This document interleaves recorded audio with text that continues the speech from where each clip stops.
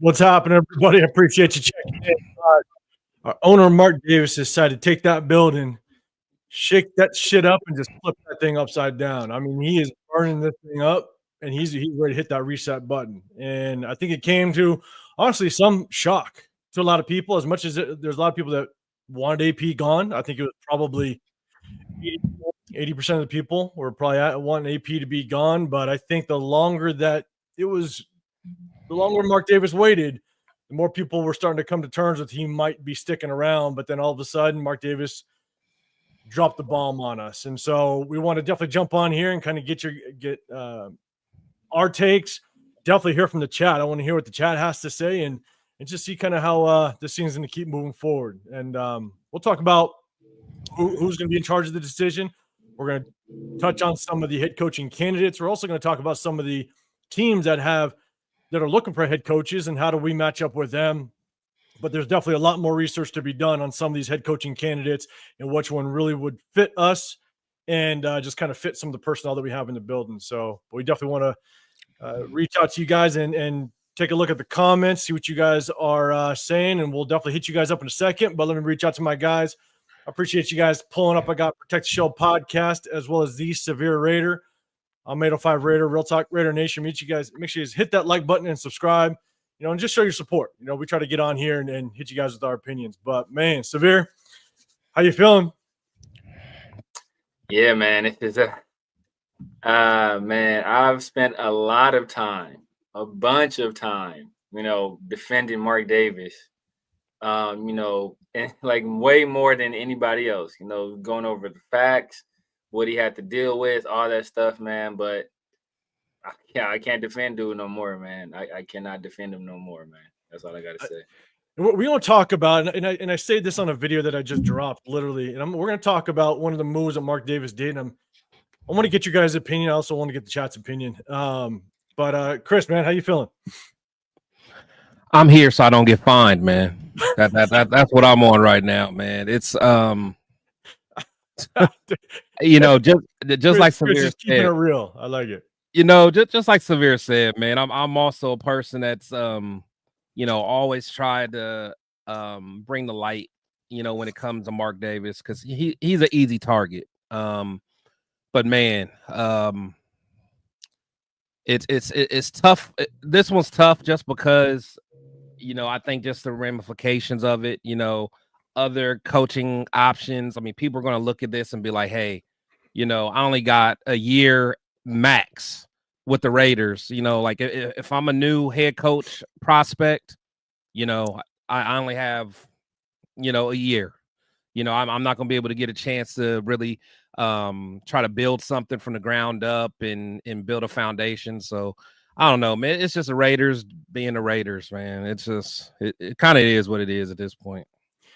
It is. We're going to break this down a little bit because, I definitely have an opinion. If Mark Davis made this move, then he better have a clear-cut pathway to the person that he wants. And it better be a home run. Has to.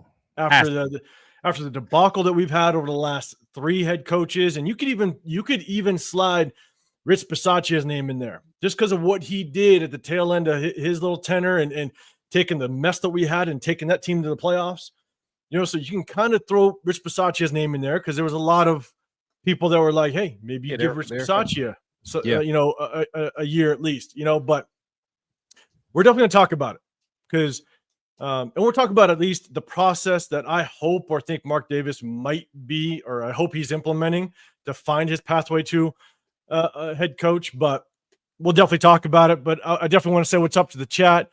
Let me go back up to the top because I definitely want to say what's up to everybody. I appreciate OC Kane in the building. Appreciate you coming through. David in the building as well. I mean, let's get it. You know what I'm saying? And I appreciate you with the comment, man. A Dog's Life in the building. Appreciate you pulling up. Mario in the building as well. Let's see. Mark, I appreciate you pulling in, man. Let's go. Raider Goon, always good seeing you. Assassin's Creed, what's good, man? What's good? LS, appreciate you pulling up. Let's see. All Eyes on G, always good seeing you in the chat as well. Tanner Jack in the building. Let's see. I'm going to keep going. James Herr, appreciate you coming up. Let's see. Frank Perez in the building. Let's go. Freddie Chavez, appreciate you as well. And Steve, always good seeing you, man. Jesus Cabrera in the building, appreciate you coming up as well. Nazo, always good seeing you. Let's see, it's Money in the building. Let's make it happen. Hey, Raider Smoke 89, I appreciate the super chat. I appreciate starting out that show right. Guys, smoke. Salute to you guys. Love AP as a person, but he was in over his head as head coach. AP didn't help himself by saying he was not making any changes to the staff. Yeah, could have shot himself in the foot. I mean, because Mark Davis didn't make the move right away, right when that Chargers game ended, maybe he was taking a little bit to evaluate it, and maybe he did hear a couple things AP said and took that into consideration. You might be right. Pesh in the building, appreciate you. Let's see, Raider Rich coming up, appreciate you. Jeff, any Raider boosters? Always good seeing you, man. Love Jeff.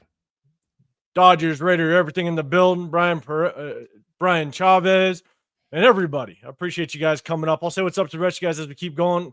Brazilian Raider as well. Leo, Navy vet, man. Appreciate you. David Lasaria, man.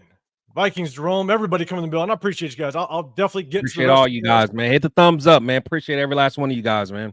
Yeah, if I keep rapping out you guys' names, I will get to you. But if I keep rapping them out, it's going to take up the whole show. But we definitely want to get talking to this. But let's talk real quick. All right, and one thing I wanted to address, and again, this kind of is right before the firing. Antonio Pierce. He took to the podium yesterday, and he took some bullets. You know what I'm saying? Those beat writers, the first question was, do you think your job's safe? And his response was, all I'm hearing is on the outside. I'm hearing nothing on the inside. Until I hear something on the inside, I'm good. And I think it was why I thought Antonio Pierce was maybe a step or two closer just being retained as the head coach, because I'm not sure how, as an owner, you let your head coach go out there and take some bullets on the podium when you kind of know shit's about to go down. And so cut the losses, yeah.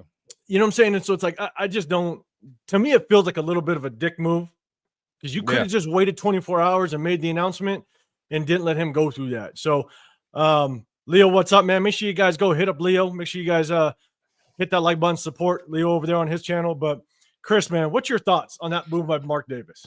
Yeah, man. Yeah, that honestly, when I saw that there was going to be a presser, I was kind of thinking, all right, well, AP probably made it. Now, like, I'm not a believer that because he said something like he's not going to make any changes on his staff. I don't think that had anything to do with it. Because he didn't say he wasn't going to make any changes on the staff. He said, like, now. So, like, he wasn't about to tell you, hey, I'm about to fire so-and-so. Like, he just didn't have those answers right now. So, yeah, man, it's just, to me, that's not even a Mark Davis move, man, from what I've seen of him, since he's been with us, since 2011. I'm just surprised, man. If you're going to cut, ties with him, it should have been just a clean cut, go ahead and move on Black Monday, which was yesterday, and just keep it moving. Like, no reason to even let him call a presser and like you said, take those shots. And, I don't know. Maybe AP called the presser on his own because he came up with his starter jacket and all this. And I don't know, but it just, if Mark had anything to do with it, man, it just seems like it was tasteless to me. Yeah, and I mean, he was taking. You could tell when he was answering some of those questions. I felt like in his facial expressions that he truly didn't. He's like, hey, it's on the outside. It ain't on the inside. Like he didn't talk to nobody, right? Exactly. And so that was just kind of thoughts I got. Severe, what's your thoughts on it, man? Yeah, man, that was terrible, man. That was terrible to trot that man out there like that. Let him answer these questions. He's talking about the future.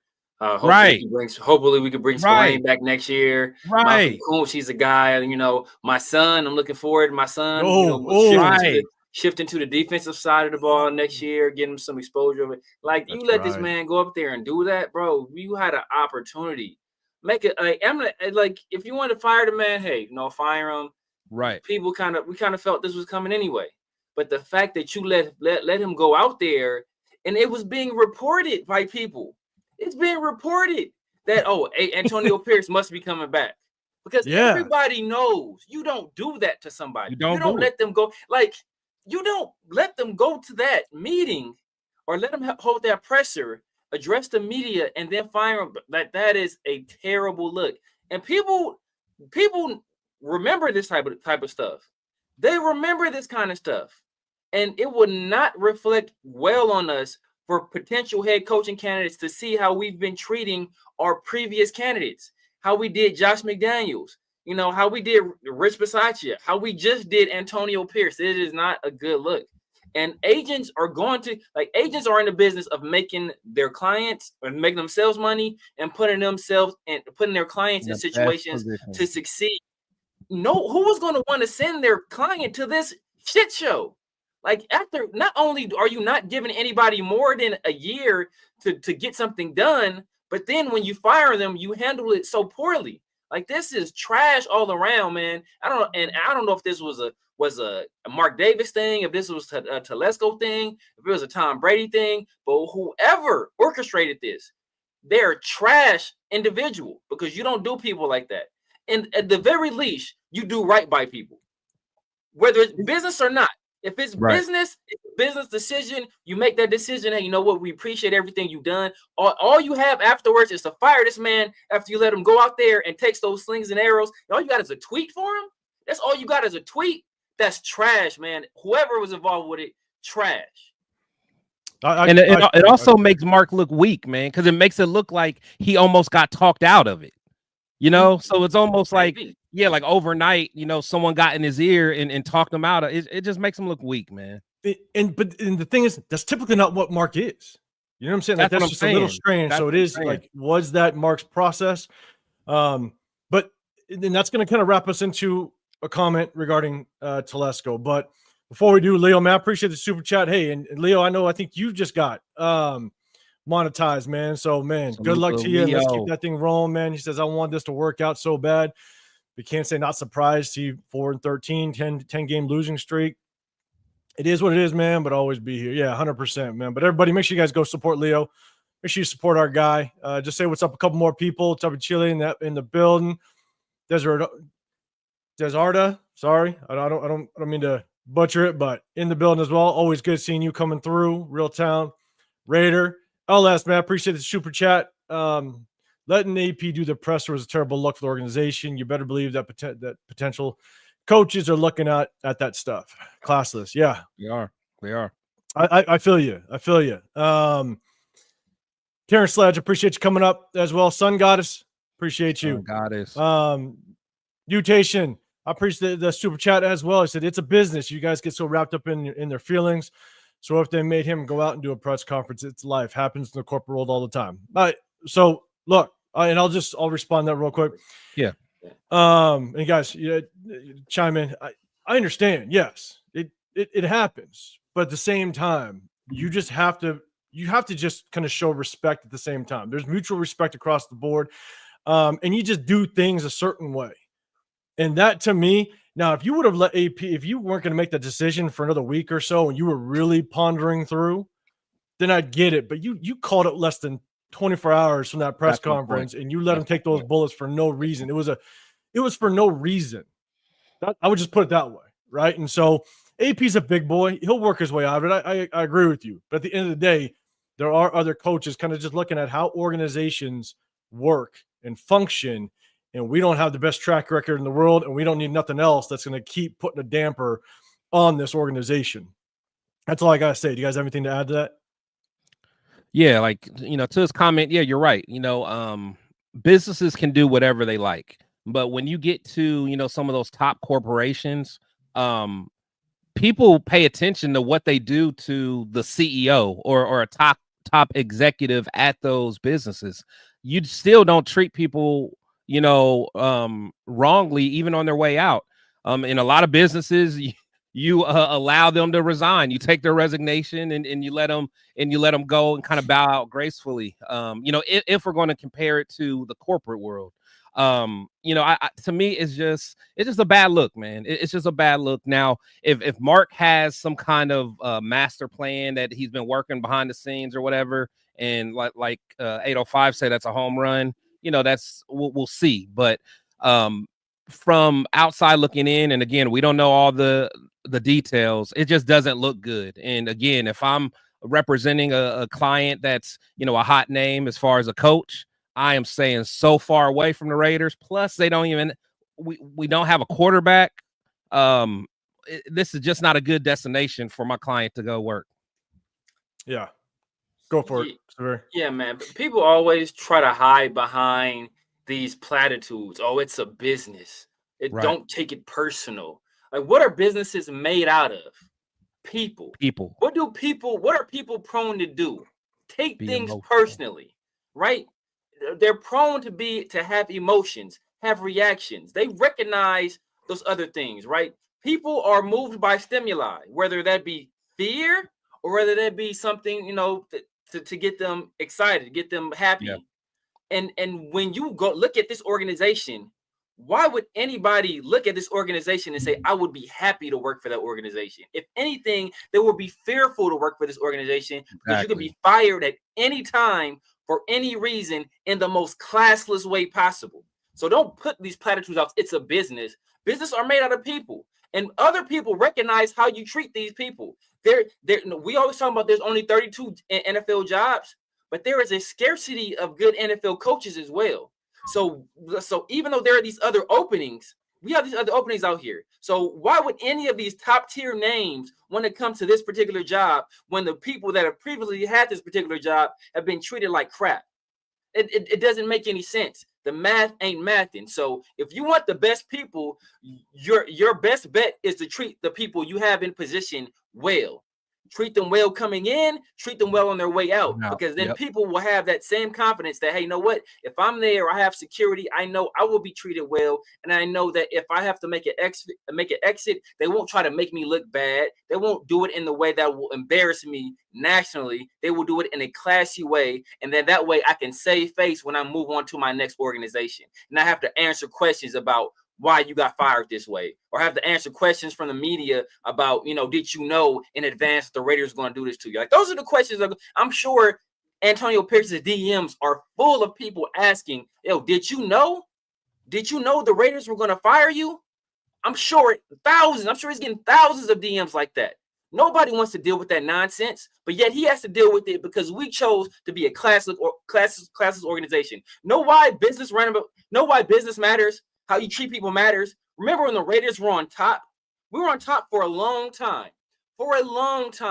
And Al Davis, being a Maverick, he was able to treat everybody like shit. Treat the NFL like shit. Treat the other owners like shit. Nobody could do a damn thing about it because we were winning, and the Raiders needed the NFL needed the Raiders to succeed. But as soon as free agency started and people started to get to choose where the fuck they wanted to go, what happened? We've been to the playoffs 6 years, since 93? 6 years since 93, and now the NFL, as soon as the NFL had their chance to take revenge on us, what happened? The Tuck rule. So don't give me this nonsense. It's business, because that's reciprocal. So when they want to fuck us, guess what they're going to say? It's just business. Tuck rule, index cards, the whole nine. The whole nine. Cooking. Let's go. You know, Severe, man, I'm with you 100%. But definitely appreciate the super chat. And then guys, make sure, I mean, the comments are flowing, so I want to keep up. Yeah. But I want you guys to hit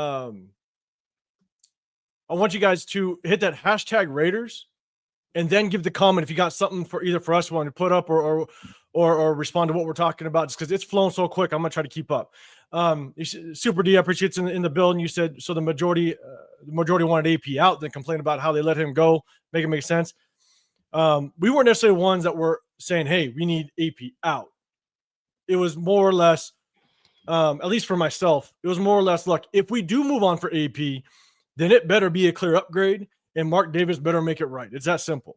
Right? You better make sure that it is a clear-cut upgrade and you have 100% chance on the next guy. And so But either way, whether you wanted him or not, letting him go to that podium was dirty work for sure.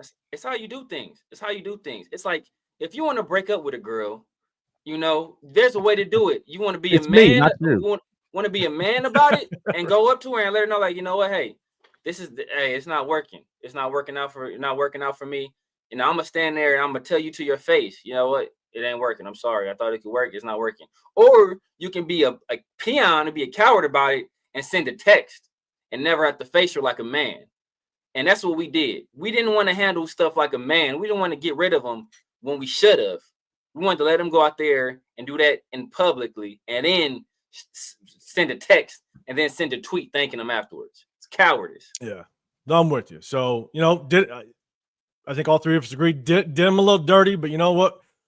We're hopefully on to bigger and better things. And one thing before we get into the head coaches and all that stuff, let's talk a little bit about Tom Telesco, because Tom Telesco was retained. They came out and they said that Tom Telesco is going to keep his job, which isn't surprising. Right. No, he did well early in the draft. Late round drafts, the late round draft picks still remain to be seen, but anything kind of past that fifth round, it's kind of a crapshoot a lot of times, right? You kind of find those diamonds in the rough. But Tom Telesco, he retains his job. He did do a damn good job first and second round. DJ Glaze looks like he can be a good building block on this offensive line. Did good things in free agency when guys went down. Caleb on Chason, bringing him in once Malcolm Kuntz went down. But Chris, I'll throw it to you first. What's your thoughts on Tom Telesco remaining as the GM? Yeah, I'm not surprised, and honestly, I would expect that. Like you said, he did well in the draft. But I think the biggest thing that I want to see, I wish that we could see just as fans, I wish AP could do a true, like maybe even just a podcast or something, and kind of let us know what happened in this offseason as far as like what were his decisions, what did he want to do compared to what Tom Telesco wanted to do. I think that would open up a lot of people's eyes, because again, we keep bringing up the Gardner Minshew and other Josh Jacobs leaving and other things like that. Like what were some of those decisions? Because he did make the comment that he didn't go by his gut, where he did the year before. So I'm kind of curious of like what were some of those things going by your gut that you didn't do, and who was it against? Did you bump heads with Tom Telesco? And again, I know we're kind of talking about Telesco, but I think getting that background information would mean so much. But as far as Telesco goes, I'm not out on him. I know there's a lot of people in the comments that are still trying to villainize him. I'm not ready to do that yet, because he probably gave us the best draft that we've had in quite some time. So I'm not mad at that, but who's going to pick this coach? Tom Telesco does not have good, he doesn't have a strong resume as far as picking coaches. So, there's a lot of things in place here. We just got to wait and see. But as fans, man, I know a lot of us kind of feel helpless right now. The only thing I'll add is I do think, it remains to be seen how much Tom Telesco had just the overall 100% influence on who was chosen over with the Chargers, right? That Spanos family is known for kind of taking over and doing all that stuff. But, we'll see. And I'm with you, Chris. But Severe, what's your thoughts on Tom Telesco moving forward? Because we'll definitely talk about who we think either has the biggest influence or should have the biggest influence on choosing the next head coach. Severe, what's your thoughts on Telesco keeping his job? Yeah, I'm not surprised. I mean, as you guys said, we had a very solid draft. Free agency, the initial signings in free agency, kind of let's say a bust, but didn't make the impact we thought they would. I mean, Christian Wilkins, right when he got off to a slow start, right when he was starting to really get cooking, he got hurt. Yeah. The later, where we did our best work was those later guys. I think Laulu. I don't know if that was I think that might have been a trade, but the Caleb on Chason, bringing him in, bringing in Darnay Holmes. I mean, he was pretty solid. So he did better with that stuff, but his draft was so good that at this point, you really couldn't move on from after having a draft like that. So, and Ideally, you don't want to be moving on from one GM, after a year, but ideally, you don't want to be doing that to a head coach either. But we threw that out the window when we fired AP. So We're the Raiders. You never know. You said Drew Aller rumors came out after presser. Raider Sparks, was that after yesterday's presser? I don't know what new rumors came out with Drew Aller, because I'll tell you right now, I'm a big Drew Aller fan. But I don't know what rumors came out. Chat, let me know, or let us know, and I'll try to bring it up if there are new rumors. So here's my thing about Tom Telesco is my hope is that as much as Tom Telesco may not have, quote unquote, a good track record, again, not sure exactly who was 100% involved in picking the Chargers head coaches, but I want Tom Telesco to have 100% control over who the next head coach is. 100% control. I was listening to Hondo Carpenter earlier today before the announcement happened, and you can love or hate Hondo Carpenter, whatever. I listened to him just to see if there is some sort of news coming out. And one of the things that he said was Mark Davis was basically 100% involved in determining what AP's future was going to be. Now he basically hired on AP, so I get a little bit of it. But the thing is Mark Davis, your job is to hire the GM. You get the GM in the building. Yep. And you only hire a GM if you can put 100% trust in him that he can go out and get his guy. Because that GM has to hold the responsibility of making sure that the head coach does his job. Yep. Because if you overlap it like we've done in the past, if you do what we did with Gruden and Mike Mayock, where Mike Mayock answered to Gruden and Ziegler answered to McDaniels, if you keep doing it ass backwards, then you're allowing people to point fingers and say, "What? No, I didn't pick that guy. That's not on me. So you can't fire me with him if he doesn't do good." No accountability. It's all accountability, and it's all a chain of command. You Right. know what I'm saying? You're not going to allow a CEO of a business isn't going to allow a manager to overstep him. Overstep him. Yep. You know what I'm saying? You are the head of the ship. You are the chain of command. And so we have to move ourselves in that direction to where we are a more functional organization in the correct way. We cannot continue to be ass backwards, because if we do, we're going to find ourselves in the same ship over and over again, because I think a lot of question marks, and I think, Chris, you might have mentioned it. We don't know what Tom Telesco's and AP's relationship was. We really don't know. Right. We have no clue behind closed doors. And so I think we need to make sure that this organization moving forward goes in the right direction and is ran properly with the proper chain of command, so that we can point fingers when we're in the direction they're supposed to be pointed. Because that, as it stands right now, we don't know where to point them. Right. But Severe, good point. Tom Telesco, he did do a hell of a job in free agency. Christian Wilkins, everybody was excited about the Christian Wilkins. Yeah. Pick. Yeah. You know what I'm saying? You match him on the interior with Max Crosby as well as Malcolm Kuntz. I think injuries definitely plagued this team, and that was definitely one of the biggest downsides to the season. Lexer Ritter, appreciate you pulling up as well. He says, "What's up, fellas? What do you think of Deion Sanders as an option?" I'm going to give you my quick one and keep kind of going through these comments. Absolutely not. Hell no. Yeah, no way. Keep him at the building. Yeah. I don't want him. You guys got anything on that? Nah. I mean, yeah, especially because Deion wouldn't want to get fired after year one and after doing a presser himself. But Deion will lose his mind, man. So, but no, Deion is well fit for the college ranks. Yeah. And I will say, I am seeing some comments about Minshew, and look, you can definitely knock Tom Telesco on the Minshew situation, right?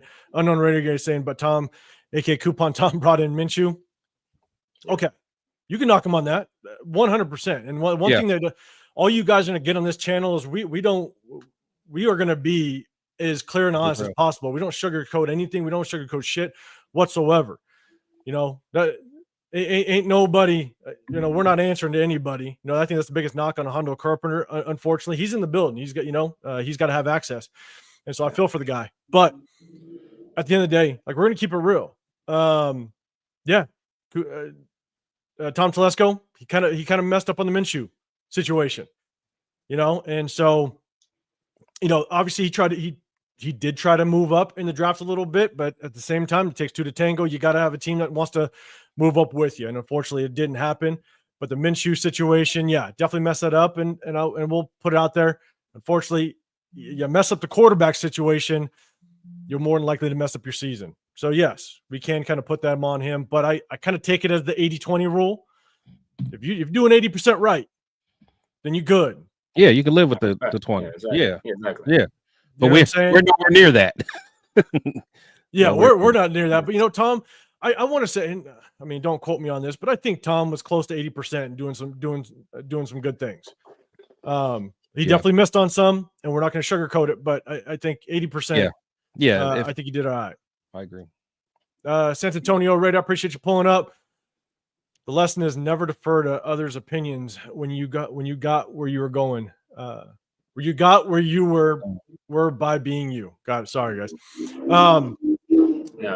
Yeah, and that's what he said. That's what AP said in the presser, right? He said, I should have went with my gut more like I didn't this year, and I should have went more with it last year. You know what I'm saying? I'm sure you guys heard it. So, Severe, what's your comments on that with AP? Just feeling like he just didn't go with his gut this year, and that's what kind of held him back. You know what this reminds me of? Chris knows what it reminds him of. What? You lose at the end of the year to San Diego Chargers. Coach goes out there and says, I want more input. I want to go with my gut more. Subsequently, gets fired. His first mistake. So Hugh Jackson. Hugh Jackson goes out there. A tough loss to San Diego. Right. One win away from the playoffs, and we lose to San Diego Chargers. And he didn't have a lot to say. I mean, because at the time we know Al Davis had just died mid-season, so he really didn't have a whole bunch of say over the personnel and stuff. And he said, you know what? He said he never wants that feeling again. He said from then on, he wants to be involved with all the personnel decisions and all that stuff because he doesn't like the feeling of losing and he never wants to experience it anymore. And then, what we heard, is totally acceptable to say. It's totally acceptable. And similar, right? Similar. Yeah. So we hire Reggie McKenzie. Reggie McKenzie and Hugh Jackson, they have the same agent. They supposedly have a good relationship, right? Hey, we were getting rumors. Oh, you know what? Things seem to be good with Reggie McKenzie and Hugh Jackson. We were hearing Reggie McKenzie was going to retain Hugh Jackson. Then something changed. And all of a sudden, Hugh Jackson is unceremoniously fired. Same situation. Very similar situation. So this just, history may not repeat itself, but that motherfucker rhymes like a motherfucker. It rhymes like a motherfucker. It does. It does, man. And this is, this is why Severe is so damn good. He remembers so much shit back in the day. Yeah, that memory's wild. I'm telling you. That's what's up. So, but yeah, no. So look, we just talked about Tom Telesco. One quick topic before we start talking about head coaches, because I'll tell you right now, a lot of you guys in the chat, I'm gonna try to get to you guys, but you guys are definitely shouting out potential head coaches. We're definitely gonna get to it. But real quick, when it comes to Tom Brady, I just talked about how much influence I want Tom Telesco to have, so we can hold and keep accountability, right? And I think Tom Brady is going to have an influence on who's going to be the next head coach. You didn't bring him in, just to kind of sit on his hands, right? And so I think he's going to have influence.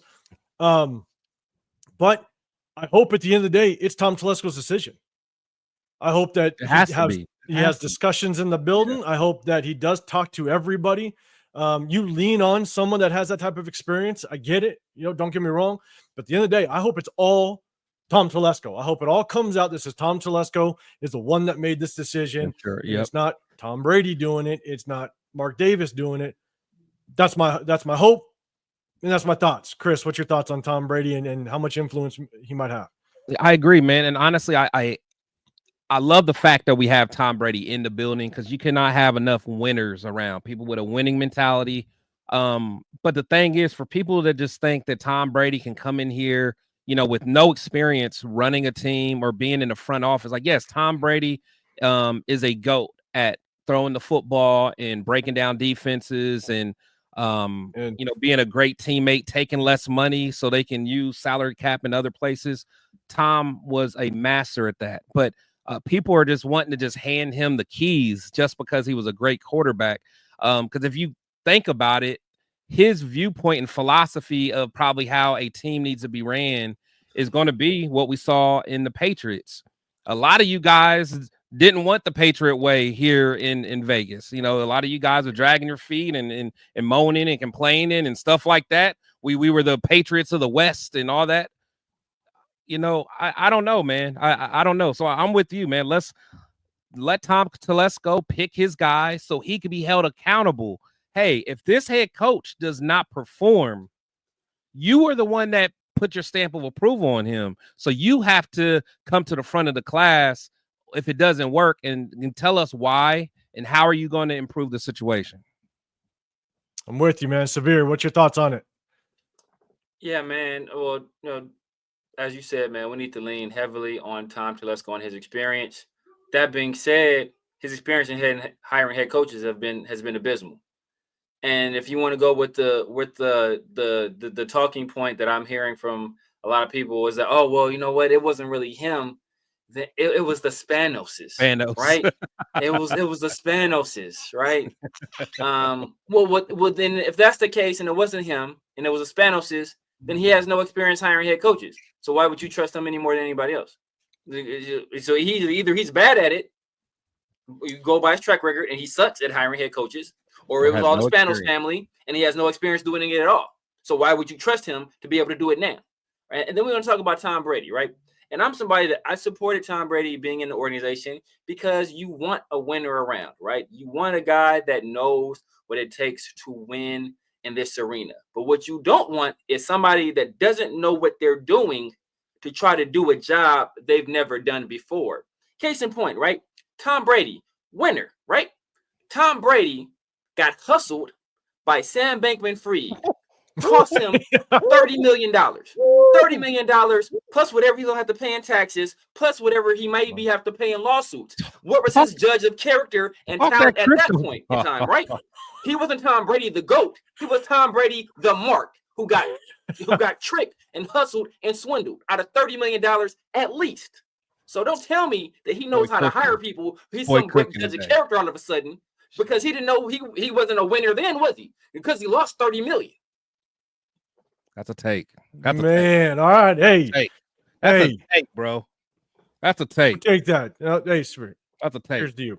But here's the thing. And you don't think I'll comment on because you did say just about the Tom Telesco and the whole Spanos thing. And I agree with you. We don't know whether or not it was Spanos or not, right? It's just it's just taking into consideration what the Spanos family is. Here's the thing, though. I want to know if he could do it. So do it.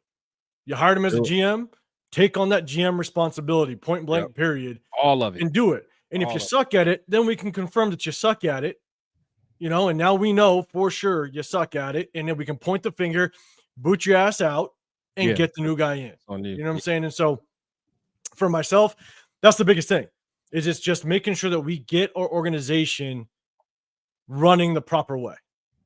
That's my biggest thing. And so, hey, again,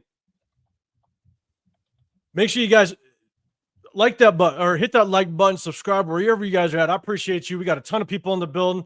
I'm scrolling through these chats. I'm trying to pull you guys up at the same time, respond to some of you guys. Make sure you hit that hashtag Raiders and then put your comment if you want me to bring something up or you have something to address the topic we're talking about. Nas on the building. I appreciate you doing that. But make sure you guys hit that like button, subscribe. I got Chris Protect Show podcast. I'm Real Talk Raider Nation 805 Raider. I got the Severe Raider as well. Make sure you guys hit that like button, subscribe. We're gonna keep hitting with you. We're gonna keep hitting you guys all off season with content. And now I shot a message to my guys a little earlier when the news dropped. And I said it looks like Mark Davis wants to talk a little more in this off season. Yeah. So I'm telling you, man, it's gonna be right. But we talked about Tom Telesco, right? Now, we got some head coaching vacancies open. And this is what I want. Again, we're going to talk about head coaches, but this is what I kind of want to talk about. the head coaching vacancies that are open right now, you got the Jags, the Saints, the Bears, New England, and the Jets. Now you have ours. That's 6 head coaching vacancies. Yeah.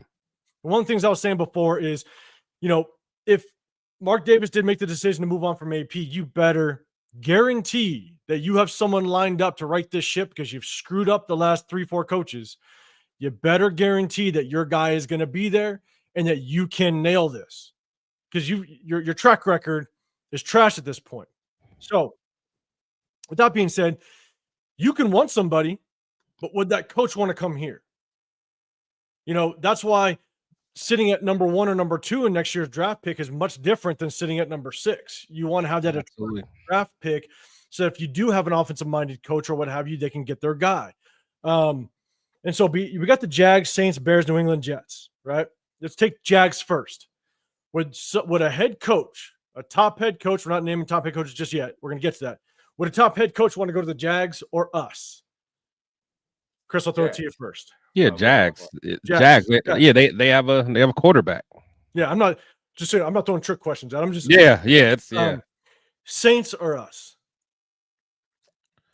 Probably us. Yeah, I was about to say that cap situation is nasty. Situation is nasty. Yeah, that's nasty. And I guess we will say this. We got I think we're projected for the 3rd most cap space. In for 108? next year. Yeah. Something like that, right? And we got some really good building blocks, at least potentially on the defensive side, but we also have some players that are going to test free agency and may not touch on that today, but later. And by the way, typically we go over game film. We're going to do it later this week, guys. We're going to take this opportunity on Tuesdays to go over game film. We do it after every single game. It'll be the last one of the season, but we kind of thought that this was a little more important. But we'll definitely hit you guys with some game film a little later this week. So Saints, cap situation is horrible. I mean, I'll say it, but Bears all day. Bears, yeah. Bears. Bears are going to be a great opportunity, honestly. Yeah, for a coach. And they got Caleb. He didn't play up to his potential, but we see the turnaround Bryce was able to make. Then they still have DJ Moore. They still have Roma Dunze. I think they still got Keenan Allen. They got Cole Kmet. It's Bears. So Bears, but here's my problem with the Bears organization is they have also shown that they are just as dysfunctional as us. That's one of the reasons why a lot of people are saying Caleb Williams was going to be an amazing quarterback. And I said, well, if he goes to the Bears, it's not about whether or not he's a good quarterback. It's the organization that you go to. Yeah. And I just feel like the Bears organization is almost as dysfunctional as ours.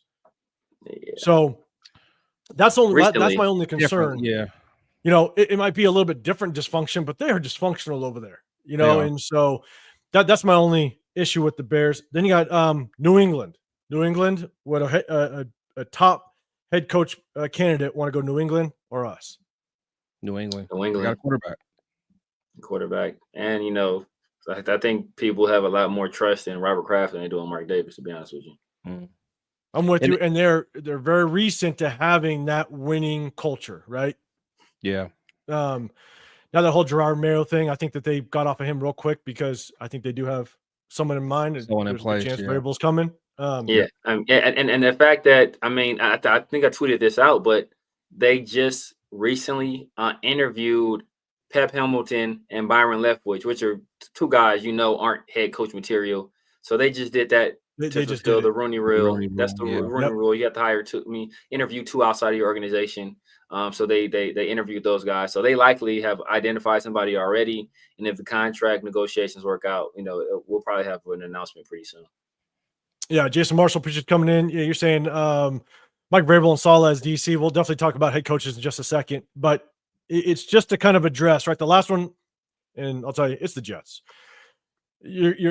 I'd say you come here over the Jets. Yeah, here over the Jets. Jets are Jets are wow. But the Jets are just the Raiders East, right? Right. The only reason you come here over the Jets is because New York income tax and weather. And the weather, I was about to say, yeah. Exactly. I'm with you. And again, appreciate everybody coming to the chat. Scotty Waddy, I appreciate you coming through. Pulling up. Daniel Kim in the building as well, man.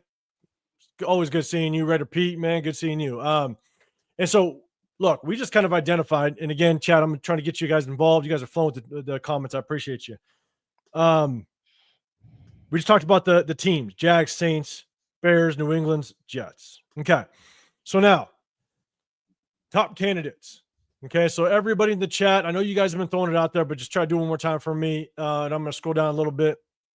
Apologize if I'm missing a whole lot, but real quick, LS, I appreciate you. Severe just went Bo Jackson.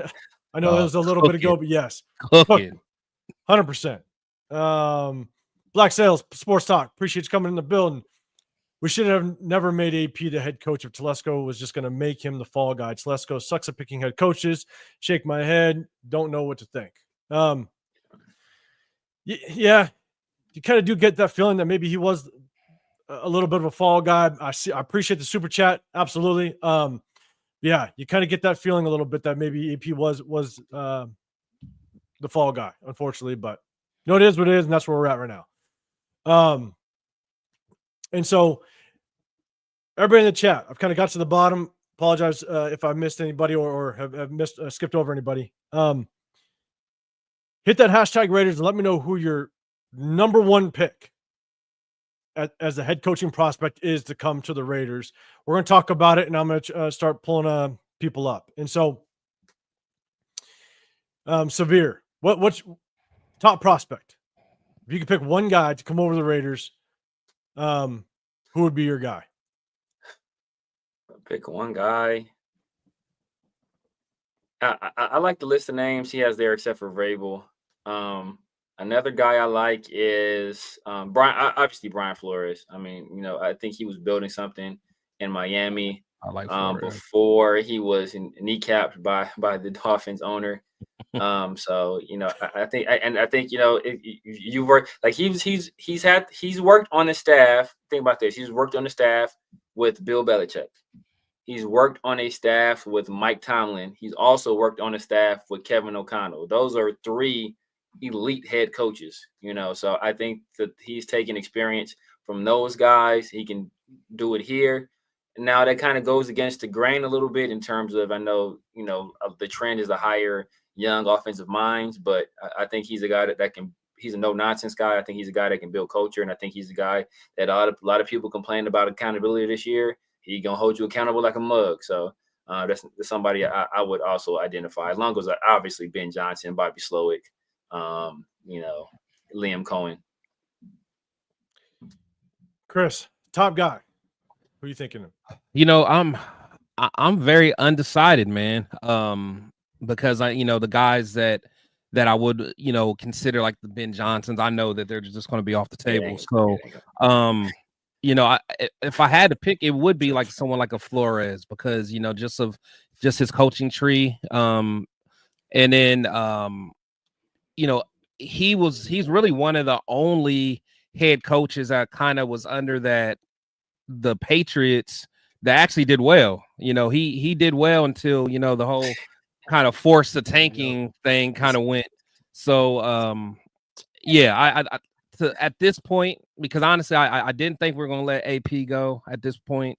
I would say go ahead and get Flores, and just, if you have to overpay to get the top offensive coordinator out there, then do it. Almost give him low end head coach money and let's go. The one interesting thing, and I'm seeing people put up kind of some sleepers, right? We're going to go through some sleeper picks, because I think there's been some names thrown out ever since AP was fired, and people are throwing some names out there. But I think that's the one thing that's very interesting, is we don't know what AP's contract was really like, right? Like, we knew it was 2 years. I think that's as far as we knew. We didn't know what the dollar amount was. Yeah. Correct me if I'm wrong. I don't know if you guys heard or found out. I think we assumed it. I think we put I don't even think it was ever confirmed. I think people just kind of put two and two together. Yeah, maybe because surmised there was the Cliff Kingsbury thing. So they surmised it was 2 years. Yeah, I'm with you. And here's my thing. So I was actually a buddy that I work with, diehard Patriots fan. He's had Patriot season tickets for, I want to say, the last like 30 plus years. Okay. So, but apparently what he heard, and I'm just saying this because I don't know if this is maybe an Antonio Pierce situation. I have no clue. I hope it's not. But, and this is pure speculation on my point, is that Gerard Mayo was only chosen as the head coach was because they owed Bill Belichick $25 million. And they were going to skip this head coaching cycle and possibly shoot their shot at Ben Johnson. And so they only picked Gerard Mayo because they could pay him cheap money, skip that head coaching cycle, and potentially shoot their shot at Ben Johnson. That was. I couldn't see Kraft doing that, but I mean, it could be true because Kraft seemed like he was really wanting to give Mayo a real opportunity, honestly. But I could be wrong on that, and could I don't know, but I mean that's interesting. I don't know either. That's interesting, and that's why I don't know if Mark was. Well, from what I recall, and there's one more name I forgot to mention. The Rams offensive coordinator, and I think he's a younger brother, but Mike LaFleur. I don't think he's getting. I haven't heard his name tossed around a lot, so I might be one of the first people to bring him up. But Mike LaFleur is definitely a guy I consider, especially seeing he's off that Rams coaching tree. Those guys generally have done well. But in terms of Mayo, from what I recall, I think when he signed his contract, he was promised head coach in waiting, I think that might have been in his contract as well. So he got it, but then they cut the cord quick. Exactly. So and that was at a time when I don't think anybody knew for sure that Bill Belichick was going to be out, because I know a lot of people were making the assumption that if Bill Belichick prior to that arrangement they made, because Matt Patricia was on that staff, and Matt Patricia actually had head coaching experience with Detroit, even though he failed there. Yeah, he was trash. And I think Joe Judge was on that staff too. So it was both guys that had previous head coaching experience. Matt Patricia, of course, in Detroit, and Joe Judge, he failed in New York. Both those guys had been head coaches before, so it was kind of, and they were both they'd both been coordinators. I think Matt Patricia had been defensive coordinator, then he was named offensive coordinator for some reason. And then Joe Judge was a special teams coordinator with the Patriots, who went to head coach. So people assumed that they would be the guys that would be next in line. So when they make that arrangement with Jerry Mayo, who had never been anything more than a position coach, a lot of people were surprised. So I think that's why he got the job. Maybe it was some other machinations going on behind the scenes, where they kind of knew they were out on Bill Belichick early and they tried to get ahead of it. Maybe that's the case, but from what I recall, he was promised that job, and it was I think it was put on paper as well. Yeah. No, I think so. LS, appreciate it. Do you guys think Mark didn't care about the draft pick because he intends to hire Dion, and with that comes Shador? I can't think that to be true, man. That'd be crazy, honestly. But also with all the speculation that, and I guess I don't know if it mattered, but they were saying that a lot was on AP's last stretch of games on whether or not he was going to be retained as a head coach. And, you got your ass handed by the Chargers. That could have been the deciding factor, but I don't know. I can't see that to be true. But again, your guess is better than mine, LS, to be dead honest with you. Real quick, Jeff. Yes. Yeah. I did laugh a little bit when you said Gruden. I'm with that you. Would make me hot. That's one decision that would really piss me off. I can't lie. That would really piss me off. Real quick, Cool Cat, appreciate you coming in. Rebel, appreciate you pulling up. Raider Hawaii in the building, man. Always good seeing you. Black Cell Sports Talk again with Super Chat. I appreciate you. Brian Flores, Jesse Minter. He's gonna get some attention. He'll get some attention. A hot name in a few years if you want to get ahead of everyone else.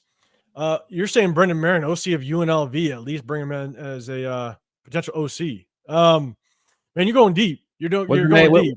Go offense. He runs the go offense. Yeah. I don't think the NFL is quite ready for that yet. I think he had to make some modifications to that. But he is a guy like he coached under Sark at Texas. I want to say he coached under somebody else that was a pretty big name too. But I know for sure he was under Sark at Texas. I believe he was a wide receiver coach there. But yeah, he came up with that go offense. Like that's his creation. He created that himself. So he's a guy obviously innovative offensively, but I'm not sure he's ready yet. Maybe he might have to be a position coach in the NFL first. to come up, especially going from an OC, never been a head coach at the collegiate level, to jump straight to OC and at the next level. I think that's a big ask for him. But maybe he can handle it.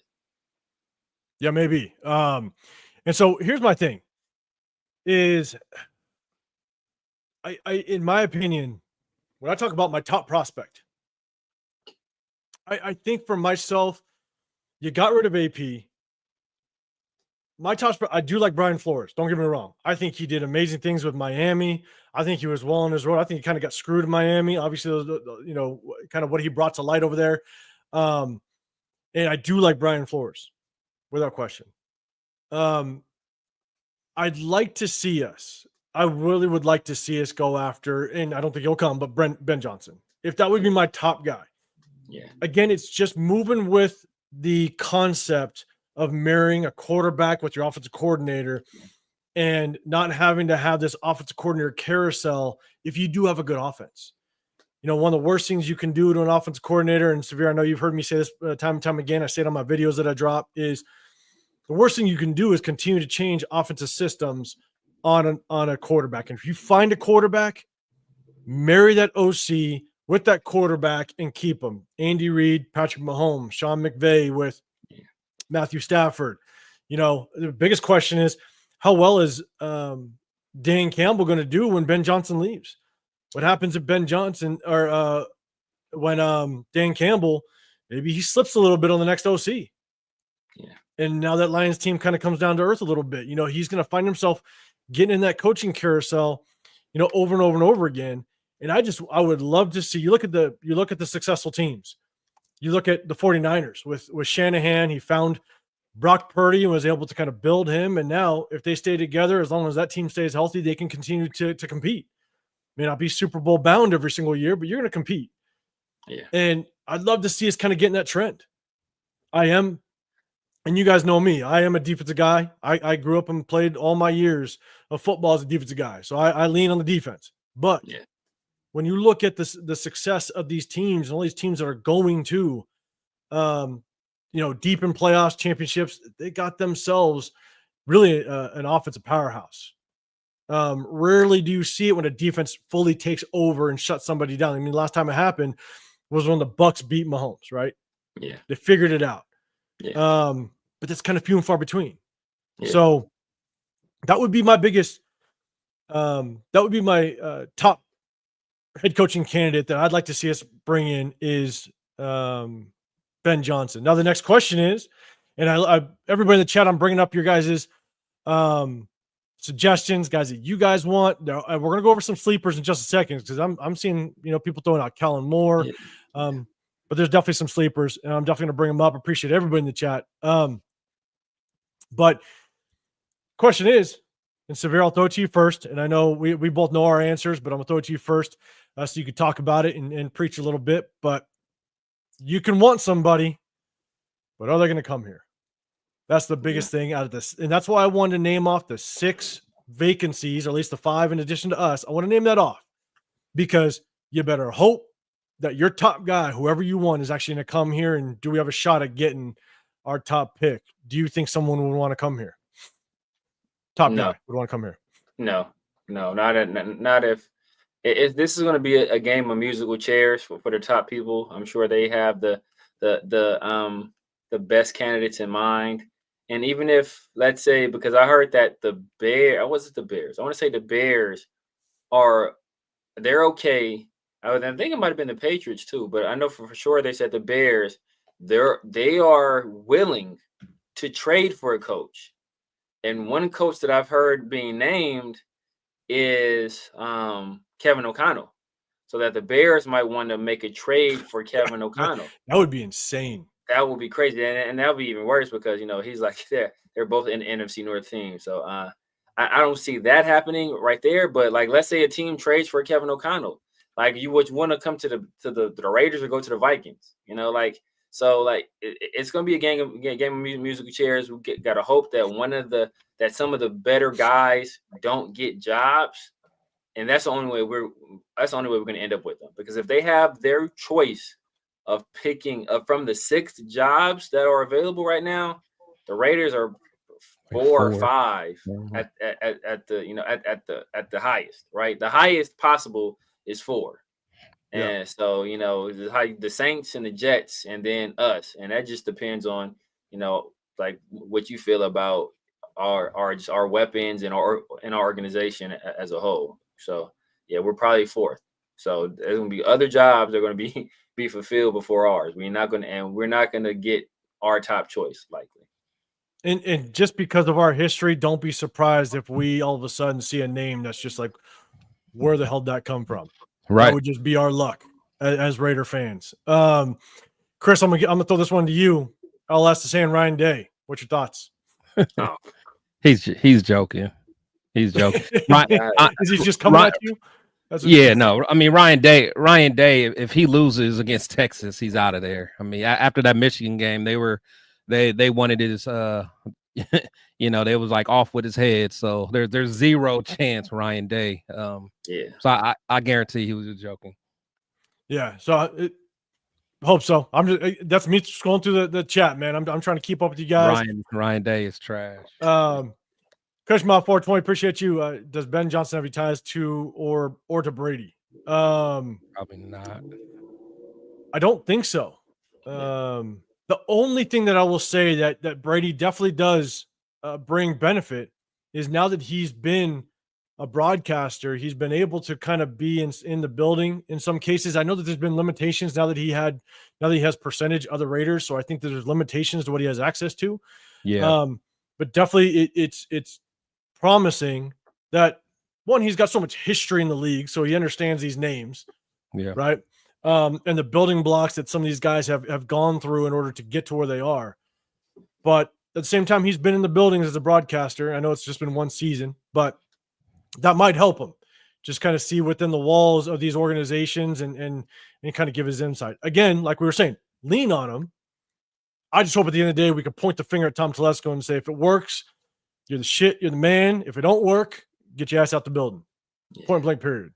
So again, guys, appreciate everybody in the chat. Trying to get to you guys. Look, just real quick.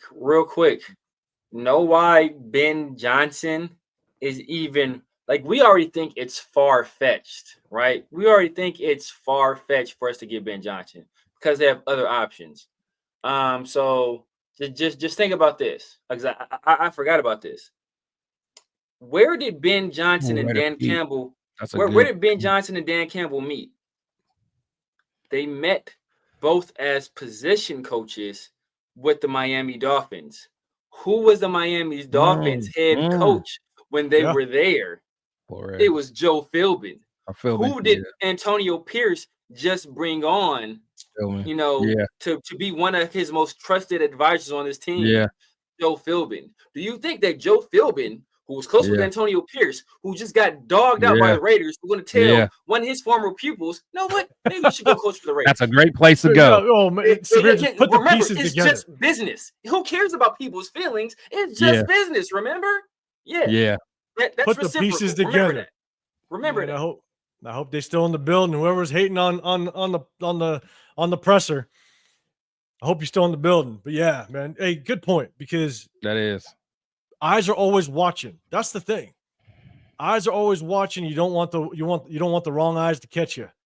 You know what I'm saying? And your moves can tell a story that people will remember, unfortunately. So, let's see. We got some Cohens, and so we talked about the top guys. Let's talk about Liam Cohen just for a second, because I think what he did over with the Bucks, and I know Severe, you kind of just talked about it. What he did with the Bucks can't be overlooked. The Bucks had a ton of injuries. Yeah. You know what I'm saying? And not only injuries, right? You had the Bucks offensive coordinator last year go to the Carolina Panthers. Yeah. And so now Liam Cohen is now trying to install a brand new offense, because he wasn't with the Bucks last year. I think he was actually with Rams. Was he with Rams or University of Kentucky? I think he was with the Rams, I think, last year. I thought he was with the Rams and then went back to Kentucky and then took the Bucks job. I don't know. I could be wrong. But he wasn't with the Bucks last year. So what he did was he was able to install his offense, right? coach up a quarterback in a way with Baker Mayfield, Baker Mayfield, man, you got to respect that kid, 100%.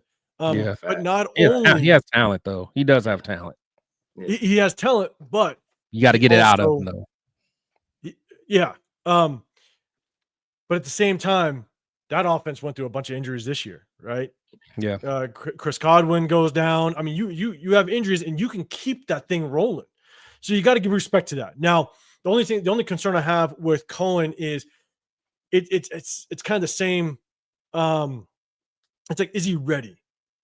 Is he ready to make that next step now? Because prior to that, I think he was the offensive coordinator in 2000. I forget what it was. Maybe it was 2002 with the Rams. I think he was the OC with the Rams in 2002, and they didn't do very well. 2022. I just don't know if he's ready to take that next step.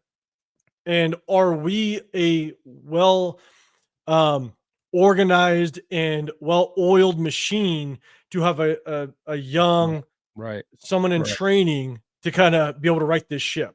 That's my biggest concern. I just don't know if he's ready. Now, in the same breath, I will say Ben Johnson, it'll be his first time being a head coach. So you don't know if he's ready, right? A lot of times coordinators just are good coordinators, not good head coaches. But I would shoot my shot at Ben Johnson only because of what he's been able to do and create over there with that Lions offense. And it remains to be seen just how much of a leader of men that he is. But I will say, if you can handle yourself under Dan Campbell, you're at least going in the right direction. Yeah. You know what I'm saying? And so outside of the top guys, we talked about Ben Johnson, Mike Vrabel. We touched on Liam Cohen. I know, Severe, you said your opinion. Chris, do you have much opinion on Liam Cohen as well? I kind of what you guys were saying. He is a guy. He's a good offensive mind. He was able to overcome, but again, I worry that we do not have, like you said, we don't have a real stable foundation for a new guy to really come in. I mean, honestly, I'm not high on Vrabel myself, but I almost want a coach that's kind of battle tested, who's kind of been in an organization that doesn't really is not a well-oiled machine. That's kind of why I'm thinking like a Flores, because he's seen some ugly situations and kind of made the best of it. So, but then he's also been around great organizations, even was under Mike Tomlin with the Steelers for a while, who I always, talk about how the Steelers, are a very well-ran organization. So, I'm just worried about giving a new guy a shot, but that might be our only chance to get somebody, because it's either going to be someone that's a retread, or it's going to be a guy that's, this is his first chance, and we just kind of got to throw him in the fire. And then we know that our fire doesn't, you can't be in our fire too long or you're out of there. Exactly. So, man, we're just in a tough situation, man. And then being picked number 6, again, it goes back to those, I don't care what nobody says, those meaningless wins that we got. It's just, we're just not in a good situation as an organization right now, man. We're just not. Yeah, and Emily Baxter, whoever agrees to deflate the football, God damn. Good comment. Appreciate that. And that's my thing. Is like, I'm not saying Liam Cohen can't do it. It's just he's only been an OC for 2 years, and it was broken up. He wasn't very good in 2022 with the Rams. They let him go, and I think he went back down to the college ranks after that. And then he came back, and so he's had one good year, and you got to give him his flowers for that. You got to give him props for what he was able to do with the Bucs. But yeah, do we have the foundation for a guy like that to come in? And the only reason why I would shoot my shot for Ben Johnson is because he was supposed to be the hot commodity last year. And much respect to him, he stayed because he wants to bring a potential championship to Detroit. Much respect for that. Gotta give him props for that. And if you want to go the offensive route, I think he's the best option, And so, and it's all about consistency. I know another name that people keep bringing up is Kellen Moore. I mean, you think a couple years ago, Kellen Moore was a top pick. He was a top name. A lot of people were surprised that he even stayed the coordinator role where a lot of people thought he was going to get a head coach opportunity, but then he cooled off quite a bit. So cooled off quick, didn't he? Like he was the Ben Johnson, Exactly. Everybody was all about Kellen. So you got to have consistency. I'm with you. And Top K says Ben ain't coming here. I'm with you. I don't think he's going to come here. That's just my top guy to shoot the shot. And Ben come here to go to the casino, and then he turned his ass right back around. Hey, I'll roll out the red carpet for him. Okay, I'll wake my ass up and go over there to do it. Look, Ben Johnson definitely taking. Look, if I'm Ben Johnson, I'm definitely taking an interview with the Raiders. I'm gonna let y'all cater to me. That y'all give me free stipends. Bro, I'm taking full advantage of that. You give me y'all about to give me a free days. Y'all about to give me a free trip to Las Vegas? Man, we might even send Joy Taylor his way. To have dinner or something, man. You gotta do what you gotta do out here, bro. Chris, too early. I love it. But here's the thing, though, is serious question, and we'll move on because we're going to talk about sleeper coaches a little bit because, again, like our Raiders, they could surprise our ass, and it might happen. So we'll talk about sleeper coaches real quick. My biggest thing is if we were sitting at number 1, then would Ben Johnson potentially want to come here? Absolutely. Then would we have an opening to get Ben Johnson? Because everybody wanted to talk about if you're saying tank, you're not a Raider fan.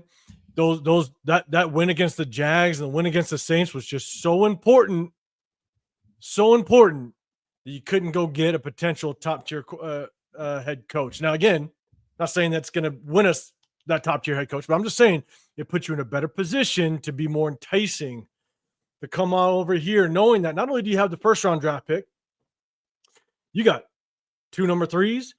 I think we got 3 6s. You also have some capital to move back up into the second if you want to. Do what you got to. Yeah. You could have 3 top. You could have 4 top 100 picks next year, which would be insane for any new head coach. So I'm just saying. But yes, that's the big question. Would Ben Johnson want to come here? Most likely not. So that's the tough part. So let's talk about sleepers.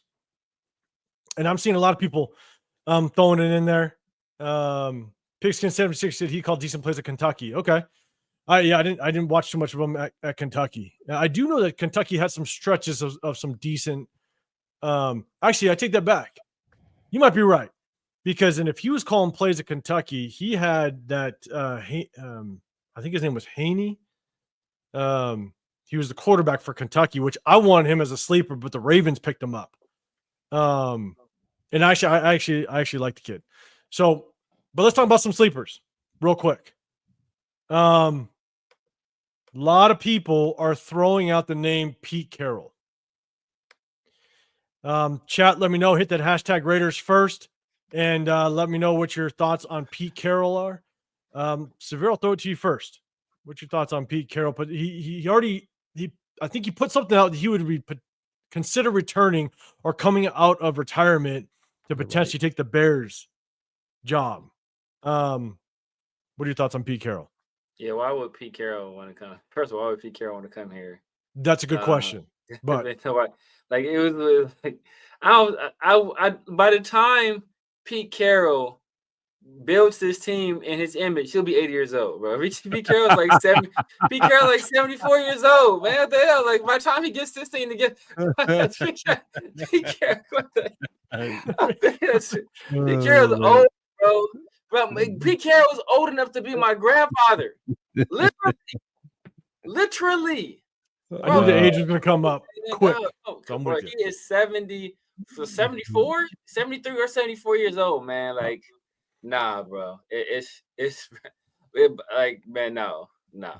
Can you imagine Pete Carroll after the game in the locker room? Like he'll get emphysema just off the cigar smoke. That's true. I mean, Pete Carroll out. T. Craig, yes, he is a proven winner. But Johnson chest bump to Pete Carroll. Oh my goodness, bro! But no, Dixon, sorry, Pete Carroll looks good for 80. He looks good for 80. He looks good for 80. Okay, man. He might he might match the energy in that building. Pigskin said, yeah, Devin Leary. I appreciate you. I actually like Devin Leary as a sleeper quarterback. I remember coming out. Yeah, that this last draft, right? Yeah, that was actually my sleeper quarterback. I wanted us to pick him up, but the Ravens snagged him. But side note, I'm happy the Ravens snagged him. So at least I feel like I was a little on point, a little bit on good because Ravens draft good. So I'll It is. But so Pete Carroll, Eddie Cologne, you're saying Bruce Arians. Man, his name's been so far out. I don't even know if he'd ever come back. But Bruce Arians is cool, man. Bruce Arians is cool. Good offensive mind. He did what he wanted. He did what he wanted. But didn't he was he the one that had the health issues though? I think I know Pagano. He took over for maybe he did though. I think he did. He had to step away from the team for a while. Yeah, I thought he had some health issues too. So I'm cool with Carroll. I mean, to be honest, I would take someone like Carroll way before I take like a Vrabel. You know, personally.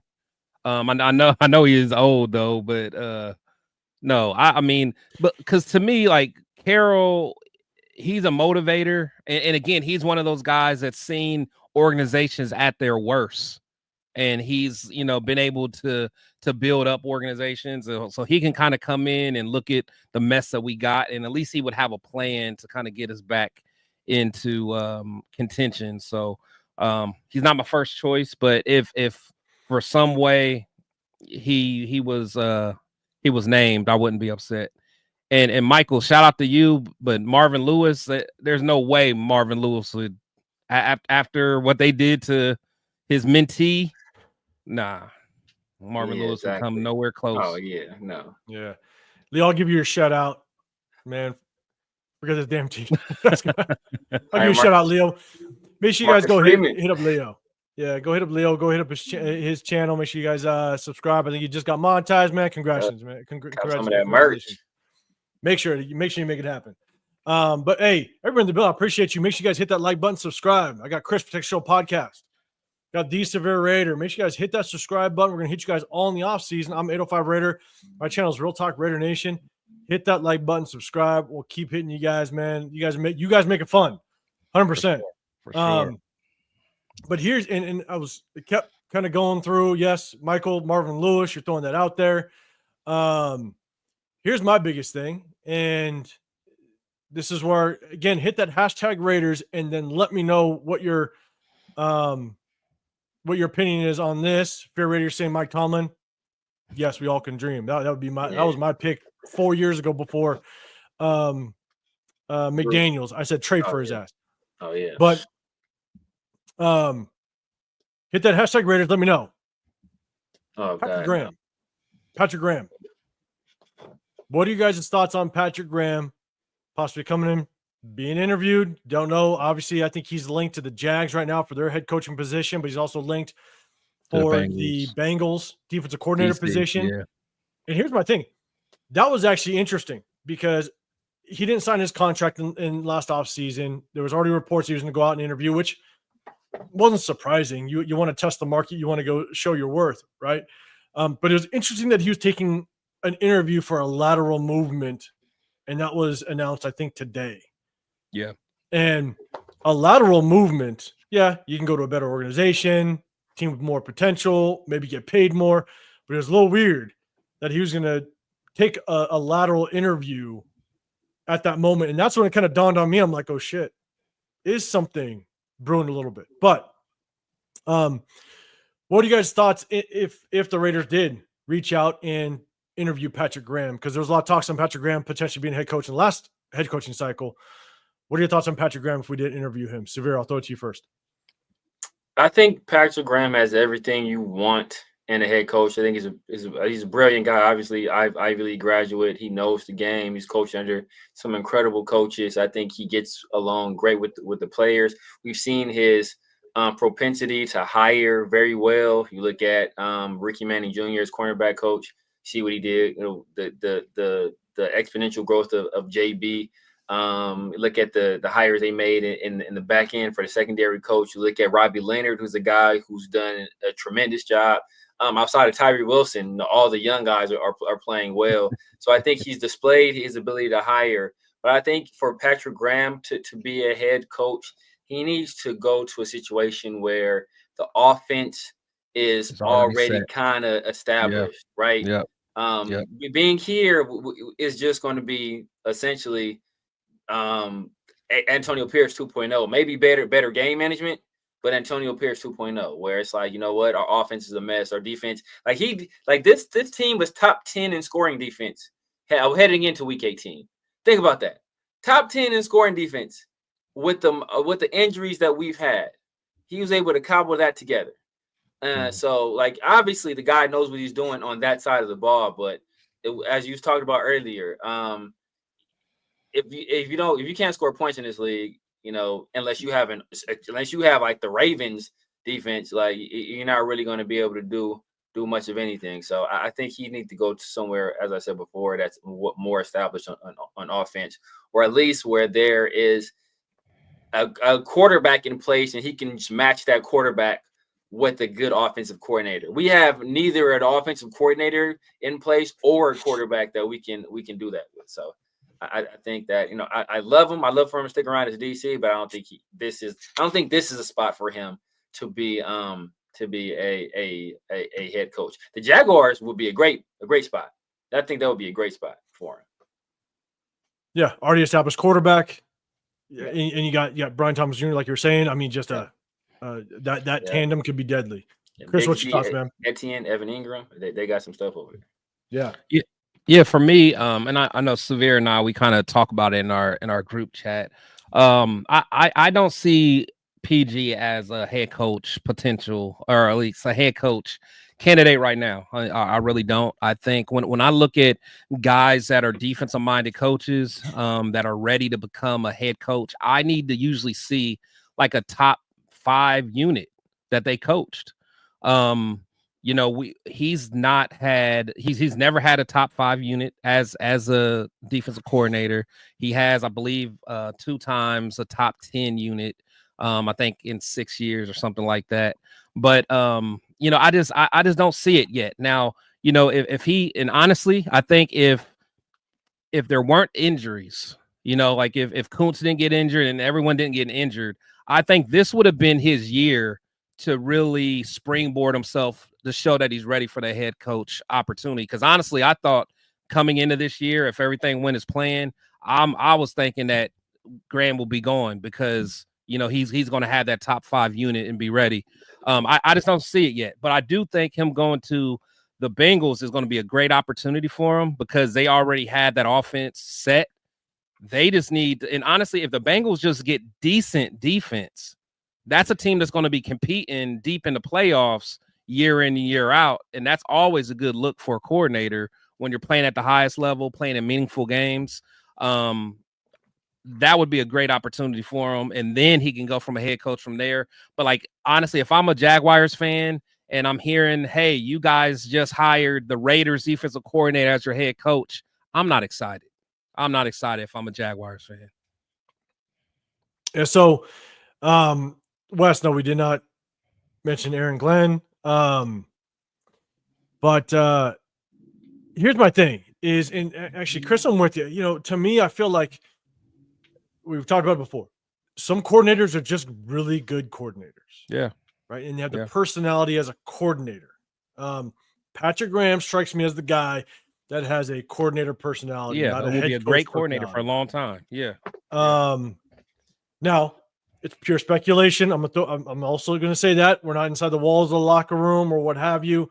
You know, but at the end of the day, I look at Patrick Graham and watching all of his press conferences and just kind of how he is, his mannerisms. And for some of you guys, you know, don't know, like when we talk about this, you know, it's years of experience coaching and playing, right? And that's kind of that's the feeling I get from Patrick Graham. Because all of us, it's all speculation from all of us, but that's what I get from Patrick Graham is that I do think that he is definitely 100% more of a coordinator than an actual head coach.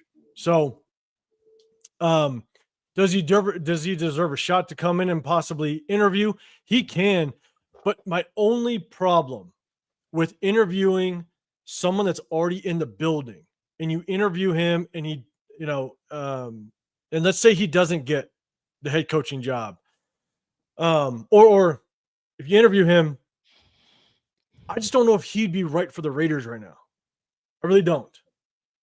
That's kind of where I struggle and it's severe to your point, is I think we need to have a well-oiled offense in order to bring him on. Yeah.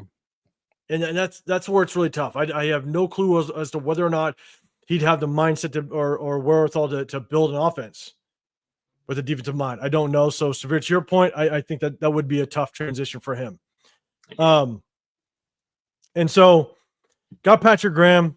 So the only other one, we have other guys. You got Cliff Kingsbury.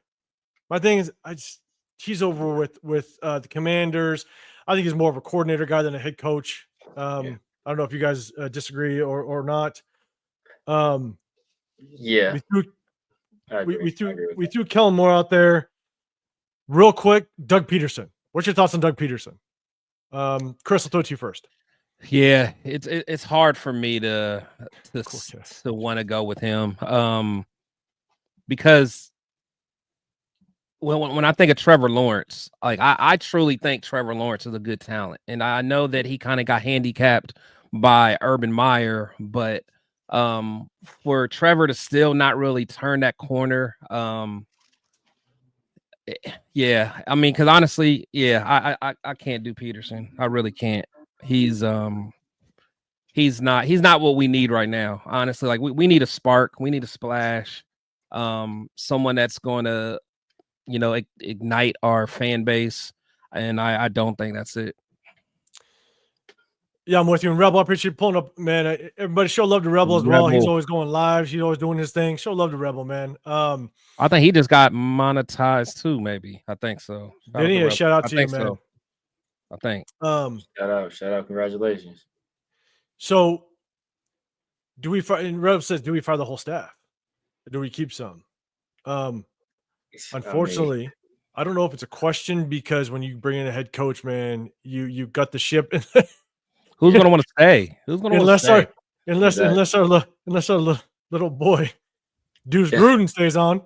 Deuce ain't going nowhere, bro. Deuce is locked. Look, AJ Neibel and Deuce Gruden both need to go, man. They both we have injuries. 14 people on IR, bro. They both need to be going, bro. We need to ask for some money back. We do. So here, okay, and this is gonna be the last, coach, because guys, we're gonna hit you all off season. Okay, so don't worry, we're gonna hit you all off season.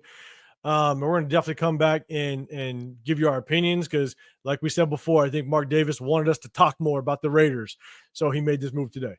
And we're gonna make sure we hit you guys with it. Here's the other question, and I'm throwing it out there. It's like the possibilities of Steelers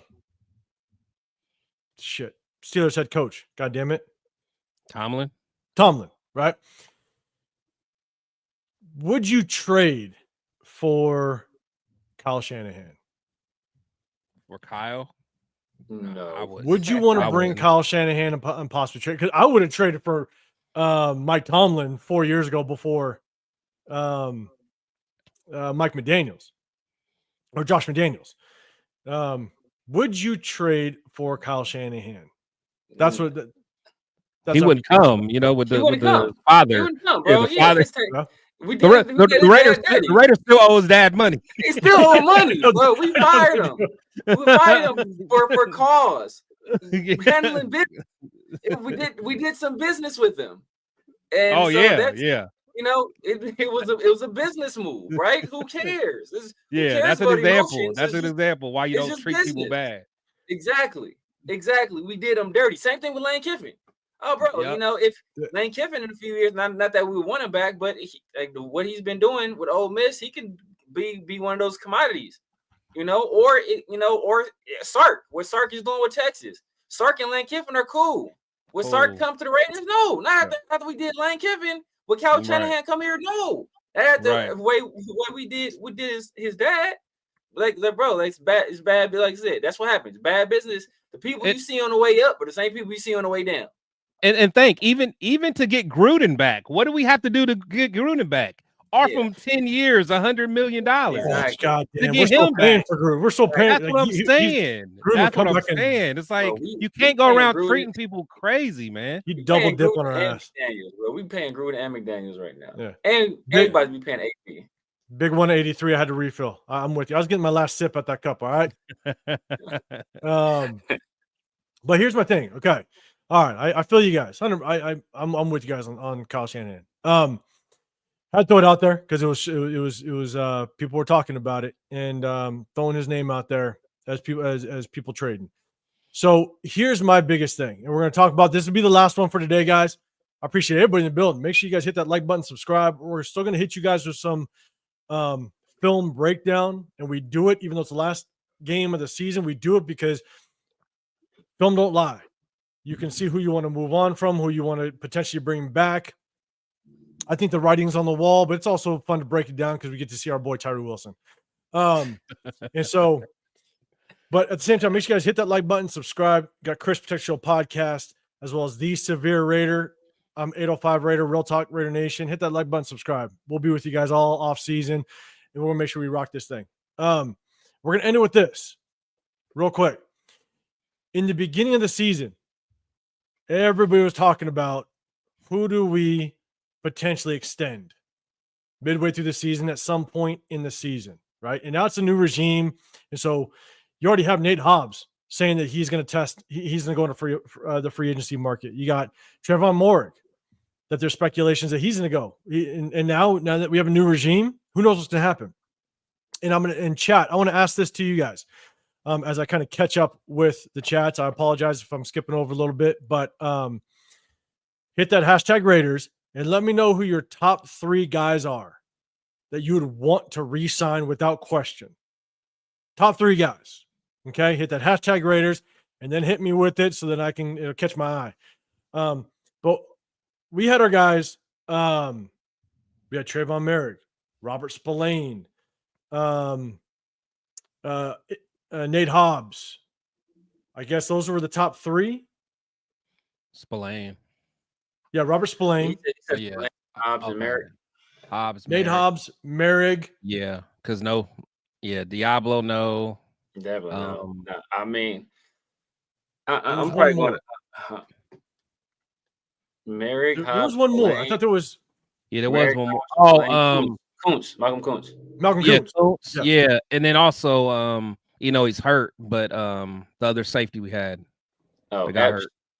Yeah, Epps. Yeah, but, I think Palomar kind of.